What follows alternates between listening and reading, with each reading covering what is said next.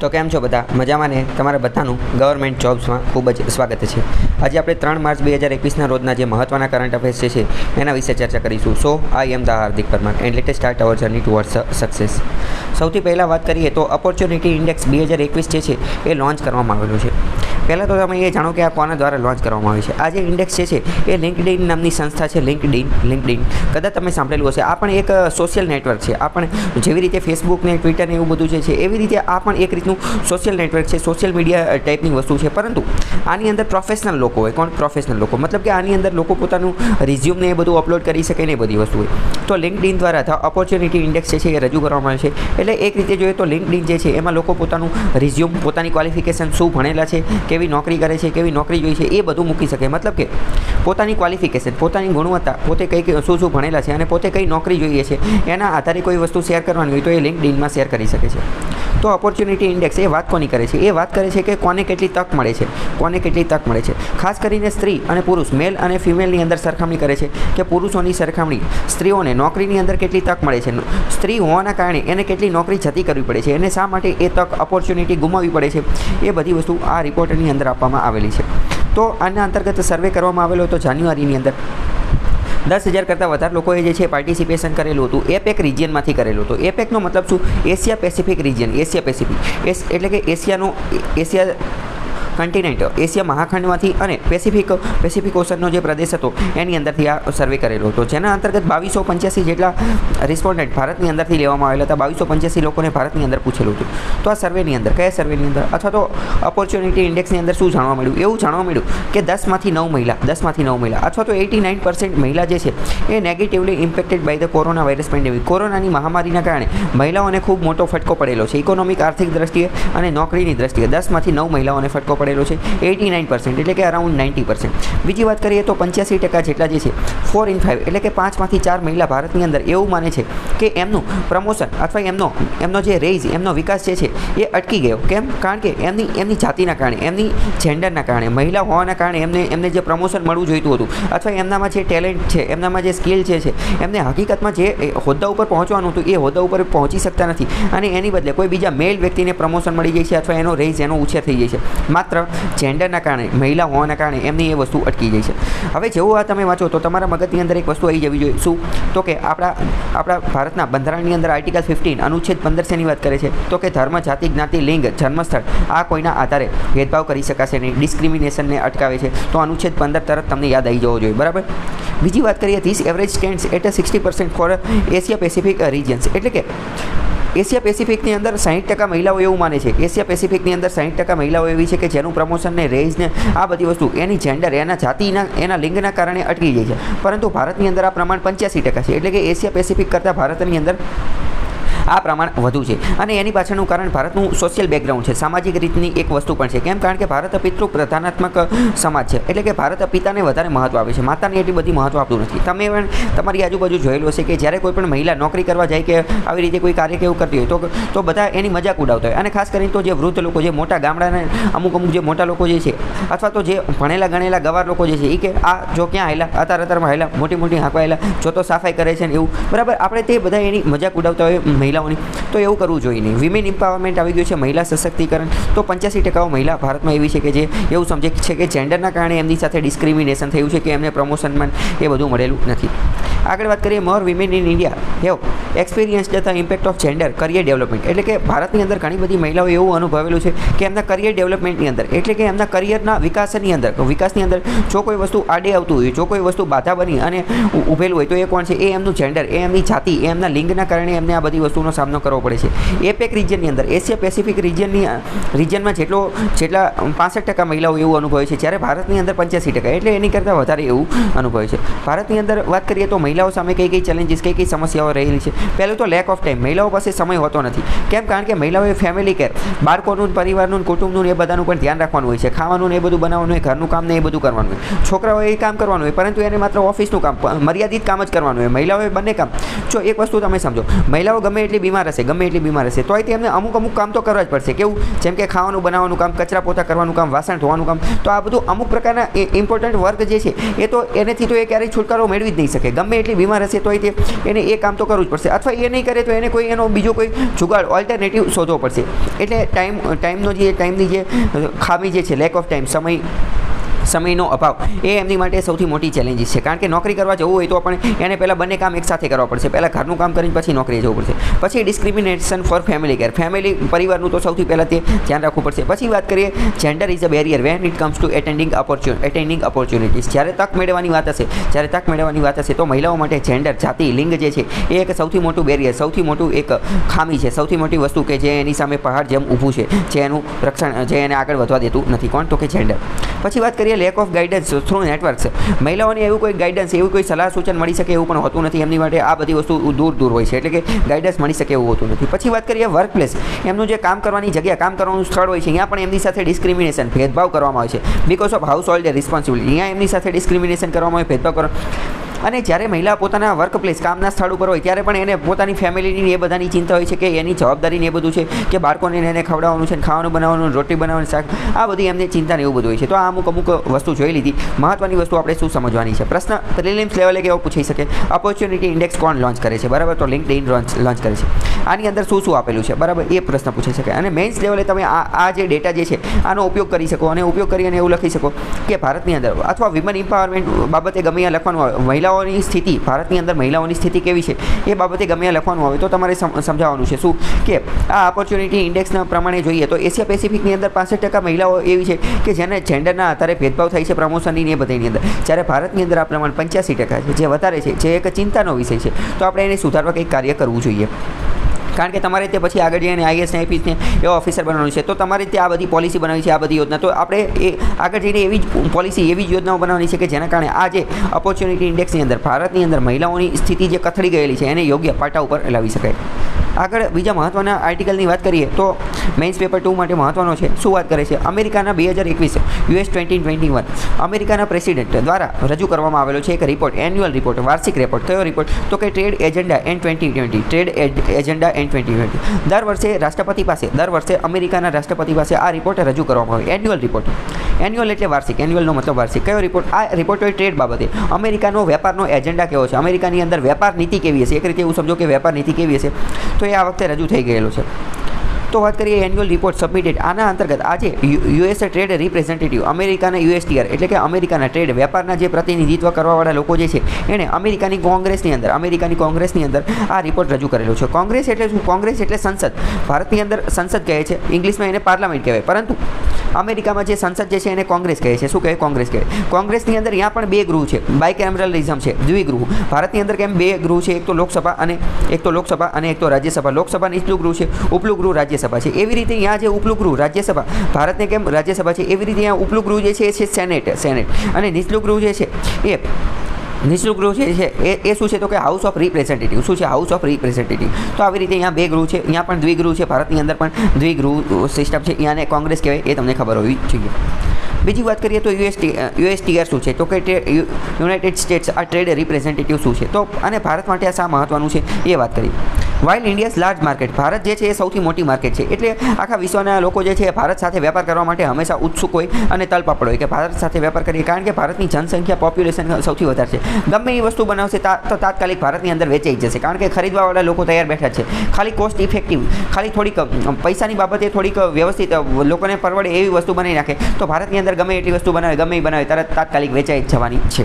તો ભારતની large market છે. ઇકોનોમિક ગ્રોથ, ભારતનો અત્યારે ઇકોનોમિક આર્થિક વિકાસ પણ ધીમે ધીમે થઈ રહ્યો છે. અને આપણે જોયું હતું કે આપણે ટેકનિકલ રિસેશનમાંથી પણ બહાર આવી ગયા છીએ, મંદીમાંથી પણ બહાર આવી ગયા છીએ. 0.98% ગ્રોથ, પોઝિટિવ ગ્રોથ આપણે નોંધાવી દીધેલો છે. And progress towards development make it essential market for many US exporters. એટલે કે અમેરિકાના એક્સપોર્ટર માટે, અમેરિકાની અંદર જે લોકો રહેતા હોય કે જે એક્સપોર્ટનું કામ કરતા હોય, એટલે કે અમેરિકાની અંદર રહી અને વિદેશમાં વેચવાનું કામ કરતા હોય, એટલે કે અમેરિકામાંથી નિકાસ કરતા હોય, તો એ લોકો માટે ભારત એક આકર્ષક માર્કેટ છે, ભારત એક મોટી માર્કેટ છે, ભારત એક ઇકોનોમિક ગ્રોથ, અને ભારત એમની માટે એક રીતે મહત્વની વસ્તુ છે.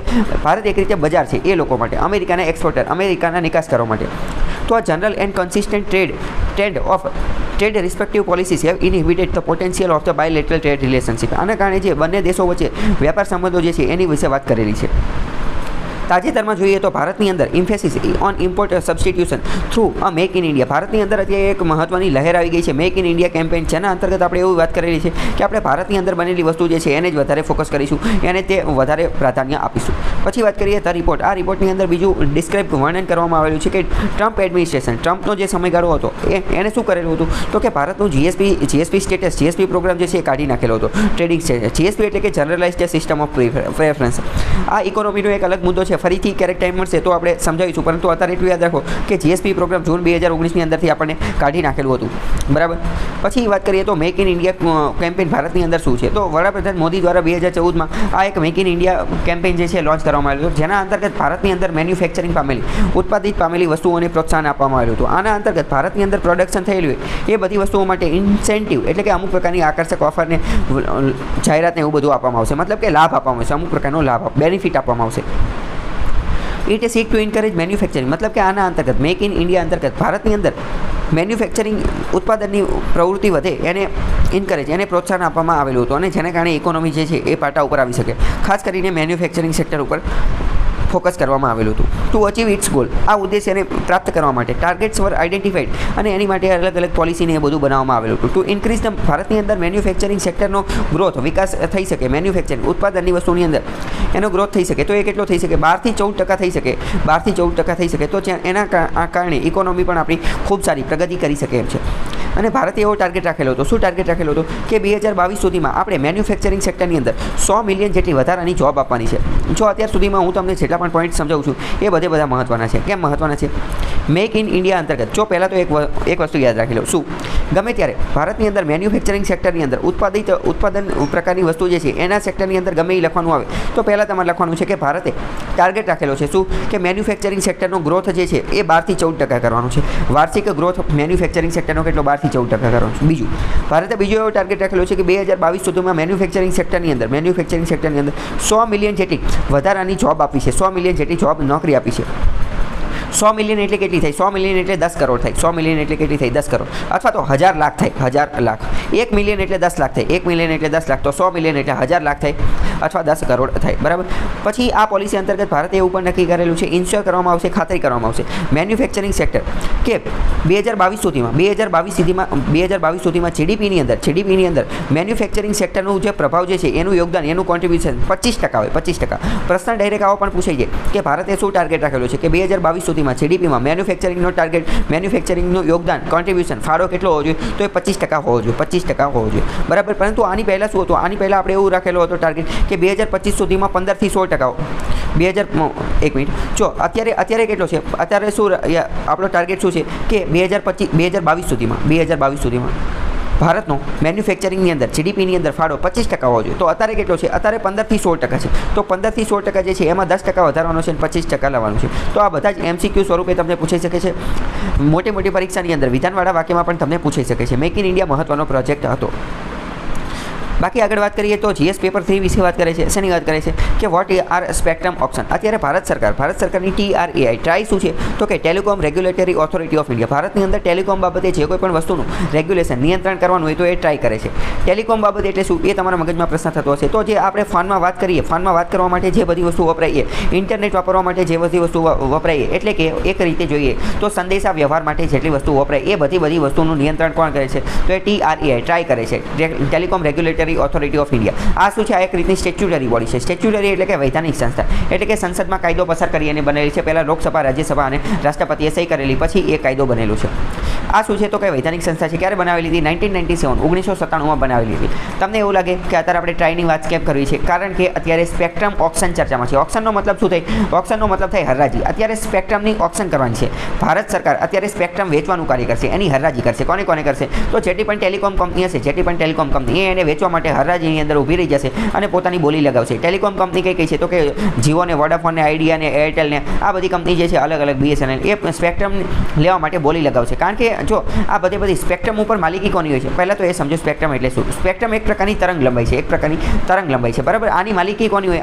આની માલિકી સરકારની હોય. કોઈ પણ સંદેશા વ્યવહાર કરવા માટે, ફોન કરવા માટે, મેસેજ કરવા માટે, ઇન્ટરનેટ વાપરવા માટે, કોઈ પણ વસ્તુ વાપરવા માટે, 3G વાપરવા માટે, 4G વાપરવા માટે, બધા માટે સ્પેક્ટ્રમની જરૂર પડે. બધા માટે સ્પેક્ટ્રમની જરૂર પડે, બરાબર.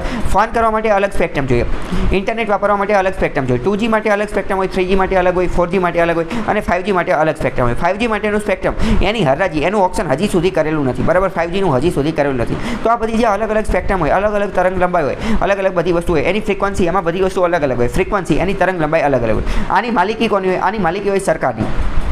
કોની હોય? સરકારની. તો કદાચ કોઈ પ્રાઇવેટ વ્યક્તિએ આનો ઉપયોગ કરવો છે, આ ખરીદવી છે, તો એ ખરીદી શકે સરકાર પાસેથી. તમને એવું લાગે કે પ્રાઇવેટ કંપનીએ આ વસ્તુ ખરીદી છે, શા માટે? તો આ પ્રાઇવેટ વ્યક્તિએ આ વસ્તુ ખરીદવી પડે. કેમ? કારણ કે માની લો કે એરટેલ અને જીઓ એ પ્રાઇવેટ કંપની છે, બરાબર. તો એરટેલ અને જીઓએ આ ખરીદવી જ પડશે ને, કારણ કે જીઓવાળા જે છે એ શું કરે છે? સિમ કાર્ડને એ બધું આપે છે, ઇન્ટરનેટની એ બધી સુવિધા આપે છે. તો જીઓવાળા ઇન્ટરનેટની, એરટેલવાળા ઇન્ટરનેટની એની સુવિધા ક્યાંથી આપશે? એ પહેલાં સ્પેક્ટ્રમ ખરીદશે ત્યારે જ તો આપી શકશે ને. એટલે આ બધાએ પહેલાં સ્પેક્ટ્રમ ખરીદવી પડે ભારત સરકાર પાસેથી. તો સરકાર અત્યારે એનું ઓપ્શન, એની હરાજી કરે છે, એ આખો મુદ્દો છે. તો એની માટેનું બિડિંગ કરવામાં આવેલું છે અને સરકારને 77,000 કરોડનું રેવન્યુ આવક થવાની કોશિશ છે. પ્રથમ દિવસે તે 77,000 કરોડ રૂપિયાની આવક થશે એવું માનવામાં આવે છે. ટેલિકોમ, એરવેવ્સ, એક્સિડિંગ, આ બધી વસ્તુ 45,000 કરોડ રૂપિયાની ગણતરી હતી, પરંતુ 77,000 કરોડ રૂપિયા થશે એવું માનવામાં આવે છે. એટલે એક રીતે જોઈએ તો અત્યારે આમાંથી ઇકોનોમી, અર્થતંત્ર જે છે એ ખાડે ગયેલું છે અને સરકાર પાસે રેવન્યુ, આવકના સ્ત્રોતો બહુ ઓછા છે. તો એવી પરિસ્થિતિની અંદર આ સ્પેક્ટ્રમની આવક આવી જશે, સ્પેક્ટ્રમની હરાજી કરવાથી જે પૈસા આવશે તો સરકાર માટે એક રીતે સારી વસ્તુ હશે. એરવેવ્સનો મતલબ શું થાય? એર એટલે કે હવા અને વેવ્સ એટલે કે તરંગો, હવાઈ તરંગો. હવાની અંદર આ બધા તરંગો ફરતા હોય. તમને ખ્યાલ હશે કે જો એક વસ્તુ હું તમને એકદમ ટૂંકમાં સમજાવી દઉં. આપણે ફોનમાં જ્યારે ફોન કરીએ, આપણા સેલફોનની અંદરથી, માની લો કે તમારે એપલનો આઈફોન છે, આઈફોનમાંથી તમે ગમે ત્યારે ફોન કરો તો ફોનની અંદરથી અમુક પ્રકારના તરંગો નીકળે, વેવ નીકળે. એ વેવ સૌથી પહેલાં ક્યાં છે? એ સૌથી પહેલાં આપણો જે ટાવર હોય, માની લો કે તમારે એરટેલનું કાર્ડ છે, તો એરટેલનો જે ટાવર હોય, તમારી નજીકનો જે એરટેલનો ટાવર હોય એની પાસે જાય. એરટેલના ટાવર પાસે જઈ અને એ તરંગો પછી ક્યાં જાય? તો કે તમે જે વ્યક્તિને ફોન કરેલો છે એ વ્યક્તિ જ્યાં રહેતો હોય એના ટાવરમાં જાય, એના ટાવરમાં એ વ્યક્તિની નજીકનો ટાવર હોય એની અંદર જાય અને પછી એ ટાવરની અંદરથી એ ટાવર જે છે એ સિગ્નલ મોકલે. કોને મોકલે? તમે જે વ્યક્તિને ફોન કરેલો છે. માની લો કે એની પાસે મોટોરોલાનો ફોન છે, તો એ મોટોરોલાના ફોનમાં જે એની અંદર રિંગ વાગે પછી એ વાત કરે. તો આવી રીતે બધી વસ્તુ ચાલતી હોય. આવી રીતે હવાની અંદર તરંગો ફરતા હોય, એરવેવ્સ, આવા તરંગો ફરતા હોય. તો એરવેવ્સ જે છે એ 3.92 લાખ કરોડ રૂપિયાની એ સેલ માટે, વેચવા માટે મૂકેલી હતી. આ જે તરંગ લંબાઈ કઈ હતી, આ સ્પેક્ટ્રમ કઈ હતી? તો આ જે બધી જે તરંગ લંબાઈ, ફ્રીક્વન્સી જે છે હર્ટ્ઝની અંદર માપવામાં. પ્રશ્ન પૂછાય છે કે ફ્રીક્વન્સી એનો એકમ, એનો યુનિટ શું છે? તો હર્ટ્ઝ એ એનો એકમ છે. કયો? હર્ટ્ઝ એનો એકમ છે. હર્ટ આપણે કહેતા નથી કે હટી જાય અહીંથી, આ બસ એ હર્ટ્ઝ એ એનો એકમ છે. કોનો? ફ્રીક્વન્સીનો, તરંગ લંબાઈનો. તો 3.92 લાખ કરોડ રૂપિયાની આ વેચવા માટે મૂકી હતી. કઈ મૂકેલી હતી? તો 700 મેગાહર્ટ્ઝની, 800 મેગાહર્ટ્ઝની, 900 મેગાહર્ટ્ઝની, 1800 મેગાહર્ટ્ઝની, 2100 મેગાહર્ટ્ઝની અને 2300 મેગાહર્ટ્ઝની. આ બધા બેન્ડ, આ અલગ અલગ તરંગ લંબાઈ જે છે એ મૂકેલી હતી. તમને એવું લાગે કે આ બધી અલગ અલગ કેમ છે? તો મેં તમને હમણાં પહેલાં તો સમજાવી દીધું શું કે આ બધીના અલગ અલગ ઉપયોગ છે. ફોન કરવા માટે અલગ વપરાય, ઇન્ટરનેટ વાપરવા માટે અલગ વપરાય, 2G માટે અલગ હોય, 3G માટે અલગ હોય, 4G માટે અલગ હોય, SMS મોકલવા માટે અલગ હોય. તો બધી અલગ અલગ, જેને જે રીતે જે જરૂરિયાત હોય એ રીતે ખરીદે. જેમ કે નાનું બાળક હોય તો એને પેન્સિલની જરૂર હોય તો એ પેન્સિલ ખરીદે, મોટું એને બોલપેનની જરૂર હોય તો બોલપેન ખરીદે. તો આમાં જે કંપનીને જે રીતે જોતું હોય એ રીતની તરંગ લંબાઈ ખરીદે. બ્રોડબેન્ડ માટે અલગ હોય, મોબાઈલ માટે અલગ હોય, બધા માટે અલગ અલગ વસ્તુ હોય છે. તો સ્પેક્ટ્રમનું ઓપ્શન શું છે એ સમજીએ. તો devices such as cellphone, wireline telephone require છે. એટલે કે જે ટેલિફોન આજે આપણે મોબાઈલને એ બધા વાપરીએ છીએ, વાયરવાળા જે ટેલિફોન જે છે એ બધાએ કનેક્ટ કરવા માટે, એ બધાએ બધી વસ્તુ વાપરવા માટે સિગ્નલ, તરંગોની જરૂર પડે છે એક જગ્યાએથી બીજી જગ્યાએ જવા માટે. આ બધા તરંગો જે છે એ કઈ રીતે ઉપયોગ, કઈ રીતે વહન થાય એનું એ કેરીડ કરવામાં આવે છે? તો કે એરવેવ્સ દ્વારા, હવાઈ તરંગો દ્વારા એને મોકલવા પડે. કઈ રીતે આ મતલબ કે વાત કઈ રીતે થાય એ મેં તમને પહેલાં સમજાવી દીધું. એપલના ઉદાહરણ દ્વારા એ વાત કરી, એપલ અને મોટોરોલા. તો કેન્દ્ર સરકાર દ્વારા. હવે જો અહીંયા એ પણ તમે સમજી લો. પ્રશ્ન પૂછે છે કે તરંગ લંબાઈની આ બધી વસ્તુ કોના અંતર્ગત હોય છે? તો તરંગ લંબાઈ, સંદેશા વ્યવહારની જેટલી પણ બાબત હોય એ બધી વસ્તુ હંમેશા યુનિયન ગવર્મેન્ટ, કેન્દ્ર સરકારના હાથમાં હોય છે, બરાબર. ભારતના બંધારણની અનુસૂચિ 7માં જતા રહેશો. અનુસૂચિ 7માં અહીંયા 3 લિસ્ટ આપેલી છે: રાજ્ય યાદી, કેન્દ્ર યાદી, સમવર્તી યાદી. તો આ બધી વસ્તુ જે છે સંદેશા વ્યવહારની બાબત હોય એ કોની અંતર્ગત આવે? એ બધી વસ્તુ કેન્દ્ર સરકાર, યુનિયન ગવર્મેન્ટ અંતર્ગત આવે. રાજ્ય એની અંદર ન કરી શકે. રાજ્ય, ગુજરાત રાજ્ય એમ ન કહે કે મારે તરંગ લંબાઈ વેચવાનું કામ કરવું છે, મારી પાસે ખજાનો ખૂટી ગયો છે, પૈસા નથી, લાવવાનું હું થોડીક ગુજરાતમાં જેટલી તરંગ લંબાઈ આવતી હોય એ તમે મને આપી દો, એ હું વેચવાનું કામ કરું, એવું કરી શકે નહીં, બરાબર. આ કાર્ય યુનિયન ગવર્મેન્ટનું છે. બાકી વાત કરીએ કે ટુ સેલ ધીસ એસેટ્સ, આ પ્રકારના જે એસેટ્સ પૂંજીને વેચવા માટે કંપની જે છે એને પહેલાં ઇન્ફ્રાસ્ટ્રક્ચર એ બધું હોવું જોઈએ. This waves from one and to another the central government through DOT એટલે કે ડિપાર્ટમેન્ટ ઓફ ટેલિકમ્યુનિકેશન, એના દ્વારા આ બધી વસ્તુ કરે છે. આ એરવેવ્સ વેચવાનું એ બધું કરે છે. DOT એ પણ યાદ રાખી લેજો. This airwaves are called spectrum. આ જે એરવેવ્સ છે આ જે એરવેવ્સ એટલે કે આ જે હવાના તરંગો જે છે, આ જે હવાના તરંગો એને તો સ્પેક્ટ્રમ કહેવામાં આવે છે. એને શું કહેવામાં આવે છે? સ્પેક્ટ્રમ કહેવામાં આવે છે. વિથ સબડિવાઇડેડ, આ જે સ્પેક્ટ્રમ જે છે એને અલગ અલગ બેન્ડની અંદર વહેંચવામાં આવે છે. અલગ અલગ બેન્ડની અંદર વહેંચવામાં આવે. અને આ બેન્ડ કોના આધારે વહેંચવામાં આવે? તો કે ફ્રીક્વન્સી એટલે કે તરંગ લંબાઈના આધારે વહેંચવામાં આવે. એની એ જે તરંગો જે છે એ તરંગોની લંબાઈ કેવી છે એના આધારે. જો ફોર એક્ઝામ્પલ એવું સમજો કે આ તરંગ આવી રીતે એક જાય છે તો આની કોઈ લંબાઈ હોય. હવે આ જે આ ફટાફટ બરાબર, તો આની અંદર આ લંબાઈ વધુ છે, આ લંબાઈ વધુ છે, આ લંબાઈ વધુ છે. પરંતુ અહીંયા જો આ લંબાઈ ખૂબ જ ઓછી છે તો તરંગ લંબાઈ, આને તરંગ લંબાઈ કહેવાય. તરંગની લંબાઈ કેટલી છે એના આધારે અલગ અલગ બેન્ડમાં એને વહેંચવામાં આવે છે. અને આ જે જનરલી આ જે તરંગ લંબાઈ હોય એની વેલિડિટી જે છે એ 20 વર્ષની હોય છે. કેટલી? 20 વર્ષની હોય છે. તો આવું કંઈક આખો મુદ્દો હતો, એ તમને હવે ખ્યાલ આવી ગયો હશે. હવે અહીંયા થોડી આપણે સ્પેક્ટ્રમ ઓપ્શનની વાત કરીએ તો અલગ અલગ તરંગ લંબાઈ આપેલી છે એ જોઈએ. તો ટ્રાય દ્વારા 7 જેટલા બેન્ડની વાત કરવામાં આવે છે. 800 બેન્ડ જે છે 800 મેગાહર્ટ્ઝનો એ good for data coverage, data માટે ખૂબ સારામાં સારો છે. 2100 તરંગ જે છે 2100 તરંગ લંબાઈ 2100નો બેન્ડ એ 3G માટે સારામાં સારો છે. 3G માટે સારામાં સારો છે. 900 તરંગ લંબાઈ જે છે એ GSM માટે છે. GSMનો મતલબ શું? GSMનો મતલબ જે નાનો સાદો ફોન આવે છે કીપેડ વાળો, સ્વિચો વાળો, નોકિયાના પહેલા ફોન આવતા હતા, સેમસંગના જે સ્વિચો વાળા ફોન, ચાપુ વાળા આપણે જેને કે એની માટે 900 મેગાહર્ટ્ઝ જે છે એ સારું છે. 2300 જે છે 2300 મેગાહર્ટ્ઝ એ વાઈફાઈ માટે કામ કરે છે. વાઈફાઈ ટેકનોલોજી માટે એ મહત્વનું છે. 700 મેગાહર્ટ્ઝ જે છે એ 4G માટે છે. 700 મેગાહર્ટ્ઝ 4G માટે છે. અને 1800 જે છે 1800 મેગાહર્ટ્ઝ એ કોની માટે છે? વોઇસ કોલ માટે. વોઇસ કોલ માટે આપણે જેને ફોનમાં વાત કરીએ એટલે વોઇસના માધ્યમથી કરીએ એ. અને 2500 જે છે એ વાયમેક્સ માટે, વાઈફાઈનું જે મેક્સિમમ એની માટે એ ઉપયોગ છે, જેને હજી સુધી વેચવામાં આવેલું નથી. તો પરીક્ષામાં અમુક આમાંથી પણ કોઈ પ્રશ્ન પૂછાઈ જાય જીપીએસસી લેવલની પરીક્ષામાં કે નીચેનામાંથી કઈ તરંગ લંબાઈ કોની માટે વપરાય, તો 900 જે છે એ GSM માટે અને વોઇસ માટે કઈ 1800 વપરાય છે. 4G અત્યારે 4G ચાલે છે તો 4G માટે 700 વપરાય છે. 4G માટે 700 વપરાય છે, બરાબર. અને બીજું હવે તમારે કમેન્ટ કરી અને એક જણાવવાનું છે કે 5G માટે બેસ્ટ તરંગ લંબાઈ કઈ છે. 5G માટે બેસ્ટ તરંગ જો અહીંયા કંઈ આપેલું નથી, પરંતુ મેં એક બીજો વિડીયો બનાવેલો છે એમાં જણાવેલું છે. તો 5G માટે બેસ્ટ કઈ છે એ તમારે કહેવાનું છે કમેન્ટની અંદર.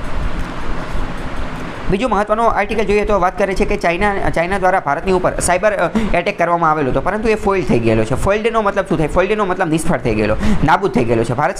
ભારતે એને નાબૂદ કરી દીધેલો છે. એટલે કે ચાઇનાને આપણે હાર આપી દીધી છે આ સાયબર એટેકની ઉપર. એવું કોણે કીધેલું છે? તો કે પાવર મિનિસ્ટ્રીએ કીધેલું છે. પાવર મંત્રાલય એટલે કે લાઇટને વીજળીને આ બધું કરતા હોય એ મંત્રાલયે કીધેલું છે. તાજેતરમાં સ્ટેટ સ્પોન્સર ચાઇનાની સરકાર દ્વારા ચાઇનાના હેકરના ગ્રુપ દ્વારા ભારતના અલગ અલગ પાવર સેન્ટર ઉપર સાયબર એટેક કરવામાં આવેલું હતું. મુંબઈની અંદર પણ બ્લેકઆઉટ થઈ ગયેલું હતું. બ્લેકઆઉટ એટલે કે બધું પાવરને એ બધું જતું રહે. એટલે કે ચાઇનાએ એવું હેક કરી અને હેકર ગ્રુપ દ્વારા એવું કરવામાં આવ્યું હતું કે ભારતની અંદર વીજળી ડૂલ કરી દેવામાં આવે. વીજળી તાત્કાલિક જતી રહે. તમને એવું લાગે વીજળી જતી રહે તો શું ફેર પડે? પરંતુ અહીંયા એક વસ્તુ સમજો, વીજળી જે છે એ અત્યારે એક અતિ મહત્ત્વની વસ્તુ થઈ ગઈ છે. કેમ? કારણ કે ઓક્સિજનની સાથે સાથે હવે ધીમે ધીમે વીજળી જે છે એ પણ મહત્ત્વની ચીજ થઈ ગઈ છે. જો વીજળી ન હોય તો પણ ઇકોનોમી, કોઈ પણ દેશની ઇકોનોમીને મોટો ફટકો પડી શકે છે. અત્યારે તમે જોજો કે આપણી મોટાભાગની વસ્તુ જે છે એ વીજળી સાથે જ જોડેલી છે. તમે અત્યારે લેક્ચર જોઈ રહ્યા છો તો એ પણ વીજળીના માધ્યમથી જ જોઈ રહ્યા છો. તો ચાઇનાની સરકારે આ કાર્ય કરેલું હતું, પરંતુ ભારતે એને અટકાવી દીધો છે. ભારતના પાવર મિનિસ્ટ્રીએ આ ક્લિયરિફાઈ કરી દીધેલું હતું કે there is no impact of any of the functionalities, કે પાવર સેક્ટરની ઉપર આવો કોઈ પણ ફટકો પડેલો નથી. એટલે કે આવા બધા હેકર ગ્રુપને આપણે ફોઇલ્ડ કરી દીધા છે, નાબૂદ કરી. નો ડેટા બ્રીચ, આના અંતર્ગત કોઈ પણ ડેટા બ્રીચ પણ નથી થયેલો. એટલે કે આપણો ડેટા પણ કોઈ લૂઝ નથી થયેલો. ડેટા, આપણી માહિતી જે છે એ પણ હેક કરી અને કોઈ લઈ ગયેલું નથી. આવી કોઈ વસ્તુ જાણવા મળેલી નથી. પ્રોમ્પ્ટ એક્શન, આની માટેના એક્શન પગલાં તાત્કાલિક લઈ લેવામાં આવેલા છે. કોણે? તો કે ચીફ ઇન્ફોર્મેશન સિક્યુરિટી ઓફિસરે આ પગલાં લીધેલા છે. ધીસ કંટ્રોલ, આ બધી વસ્તુ લઈ લીધેલી છે. અને પોક્સો અંતર્ગતને ઇન્સિડન્ટને એડવાઇઝરી અલગ અલગ વસ્તુ જે છે એ કરી લીધેલી છે. પછી વાત કરીએ તો US report on the incident. અમેરિકાએ આની માટેનો રિપોર્ટ આપેલો હતો સાયબર સિક્યુરિટી માટેનો, કે ચાઇના દ્વારા ચાઇનાની સરકાર દ્વારા એક એટેક કરવામાં આવેલો છે, જેના અંતર્ગત માલવેરને એ બધી વસ્તુ હોઈ શકે છે. ઇન્ડિયન પાવર ગ્રીડને સેપરેટને આ બધી વસ્તુ આપેલી હતી, એલએસસીની એ બધાની અંતર્ગત. જો મેં તમને હમણાં કીધું એ જ આપેલું છે કે મુંબઈની અંદર 12 ઓક્ટોબરની આજુબાજુ પાવર ફેલિયર થઈ ગયેલું હતું, વીજળી ડૂલ થઈ ગયેલી હતી. તો આની પાછળ ચાઇનાનો માલવેર હોય એનું વાત કરવામાં આવતી હતી. માલવેરનો મતલબ શું? માલવેરનો મતલબ થાય મેલિસિયસ સોફ્ટવેર. આ એક પ્રકારનો સોફ્ટવેર હોય કે જેની ઈચ્છા ખરાબ હોય, મલિચ્છ હોય, એની ઈચ્છા કે મલિચ્છ, ખરાબ ઈચ્છા હોય. There is sum evidence of on going. આ બધી વસ્તુ આપેલી છે. હવે તમારે શું સમજવાનું છે? તમારે એ સમજવાનું છે કે ભારત સરકાર દ્વારા સાયબર ક્રાઇમને ડામવા માટે અથવા તો એની અવેરનેસ, એની જાગૃતિ ફેલાવવા માટે શું કાર્ય કરેલું છે? તો પહેલાં તો આપણે સરકારે ઓનલાઈન એક પોર્ટલ, ઓનલાઈન એક વેબસાઇટ ચાલુ કરેલી કરેલી છે જેમાં તમે સાયબર ક્રાઇમનો રિપોર્ટ કરી શકો. આખા ભારત લેવલે નેશનલ લેવલનું સાયબર ક્રાઇમ રિપોર્ટ કરેલું છે કે જેમાં કોઈ પણ વ્યક્તિ ઓનલાઈન જ તે ફરિયાદ કરી શકે. ચાઇલ્ડ પોર્નોગ્રાફી અથવા child sexual abuse, material rape, આ કોઈ પણ વસ્તુ તમે ઓનલાઈન ઇન્ટરનેટ ઉપર જોવો તો તમે તાત્કાલિક જ તેનો એ પોર્ટલ ઉપર એ વેબસાઇટ ઉપર ફરિયાદ કરી શકો છો. બીજી મહત્વની વસ્તુ આપણે I4C બનાવેલી છે. I4C શું છે? તો I4C છે Indian cyber crime coordination centre. Indian cyber crime coordination centre. આની માટે મેં એક અલગ વિડીયો બનાવેલો છે, બરાબર. આની લિંક હું તમને ડિસ્ક્રિપ્શનમાં આપી દઈશ, બરાબર. એ વિડીયો તમે જોઈ લેજો. તો ભારતે આ I4C જે છે એની સ્થાપના કરેલી છે, જેમાં સાયબર ક્રાઇમ રિલેટેડ કોઈ પણ વસ્તુ હોય તો એને બાબતે કોમ્પ્રિહેન્સિવ વ્યાપક રીતે એને સમજાવવામાં એ બધામાં આવે છે. પછી બીજું ભારતે શું કરેલું છે? NCIIPC એની સ્થાપના કરેલી છે. એ શું છે? તો કે national critical information infrastructure protection centre. આની સ્થાપના કરવામાં આવી છે, જેના અંતર્ગત ભારતની અંદર સાયબર બાબતે અથવા ડિજિટલ બાબતે ઇન્ફ્રાસ્ટ્રક્ચરને એ બધું બનાવી શકે. પછી ભારતે એક સંસ્થાની સ્થાપના કરેલી છે, CERT-IN શું છે? તો કે central emergency response team. Central કેન્દ્રીય લેવલની સાયબર બાબતે કોઈ ઇમરજન્સી ટીમ ભારતની અંદર તો CERT-IN છે. ભારતની અંદર કોઈ પણ સાયબર એટેક કેવું કંઈ થાય તો ત્યારે મહત્વનું કાર્ય સંશોધન કરવાનું, રિસર્ચ કરવાનું, એને અટકાવવાનું કાર્ય કોણ કરે છે? એ આ CERT-IN જ કરે છે. કઈ કરે છે? CERT-IN કરે છે. પછી ભારતે એ વાત બીજું શું કાર્ય કરેલું છે? તો ભારતે સાયબર સ્વચ્છતા કેન્દ્ર જે છે એ લોન્ચ કરેલું છે, જેના અંતર્ગત માલિશિયસ પ્રોગ્રામને એ બધાને ધ્યાને લેવામાં આવે અને એને કાઢવામાં આવે. પછી ભારતની અંદર કોઈ પણ આ સાયબર એટેક બાબતે ક્રાઇસિસ સર્જાઈ ગઈ તો એના મેનેજમેન્ટ માટે આ CERT-IN એની સ્થાપના કરેલી છે. પરંતુ હજી આગળ પણ ઘણી બધી કરવાની જરૂર છે. અલગ અલગ પોલિસીને એ બધું બનાવવાની જરૂર છે. હવે જો અહીં તમે એક વસ્તુ મહત્વની વસ્તુ સમજો કે અલગ અલગ પ્રકારના વસ્તુ તમે સાંભળેલી છે કે વાયરસને, રેન્સમવેર ને, સ્ક્રેપવેર ને, તો આ બધાના અલગ અલગ ઉપયોગ હોય. સ્પાયવેરનો મતલબ શું થાય? સ્પાયવેરનો મતલબ એવો સોફ્ટવેર કે જે તમારા ફોનની અંદર, તમારા લેપટોપની અંદર તમારી ઉપર નિગરાની કરવા માટે, તમારી ઉપર સ્પાઇંગ કરવા માટે, સ્પાઇંગ એટલે જાસૂસી, તમારી ઉપર જાસૂસી કરવા માટે બનાવેલો એને કહે સ્પાયવેર. રેન્સમવેરનો મતલબ શું થાય? રેન્સમવેરનો મતલબ થાય તમારા ફોનની અંદરથી, તમારા મોબાઈલ લેપટોપની અંદરથી અમુક પ્રકારની વસ્તુ જે છે, અમુક પ્રકારનો ડેટા એ બૂચ મારી દેવામાં, ડેટા જે છે એ ગાયબ કરી દેવામાં આવે. ડેટા જે છે એને ઇન્ક્રિપ્ટ કરી નાખવામાં આવે, ડેટા તમારો ગાયબ કરી દેવાનો. અને પછી તમને મેસેજ આવે, એ મેસેજ આવે કે તમે અમુક પ્રકારની રેન્સમ આપો. રેન્સમનો મતલબ શું? તમે અમુક પ્રકારની ખંડણી આપો. ખંડણીનો મતલબ શું? કે તમે આટલા પૈસા આપો તો જ અમે તમને તમારો ડેટા પાછી આપીશું, નહીંતર પાછા આપીશું નહીં. એને શું કહે? રેન્સમવેર. રેન્સમનો મતલબ થાય ખંડણી. એનો મતલબ શું થાય? ખંડણી, બરાબર. વાયરસ, અમુક પ્રકારના વાયરસ હોય જે પોતાને ડુપ્લિકેટ ને એ બધું કરતા હોય. એડવેર એટલે શું હોય? તો આના અંતર્ગત આ એક એવા પ્રકારનો સોફ્ટવેર છે કે જેમાં તમને વારંવાર એડ જ દેખાડ કરે, અમુક પ્રકારની એડ જ દેખાડ કરે, બરાબર. તો આ સાયબર બાબતે મહત્વની વસ્તુ જોઈ લીધી. તો જેટલી મહત્વની વસ્તુ હતી એ બધી આપણે જોઈ લીધી છે. તો આજ માટે આટલું રાખીએ. બાકી કાલે મુલાકાત થશે. ત્યાં સુધી જોડાયેલા રહો ગવર્મેન્ટ જોબ સાથે.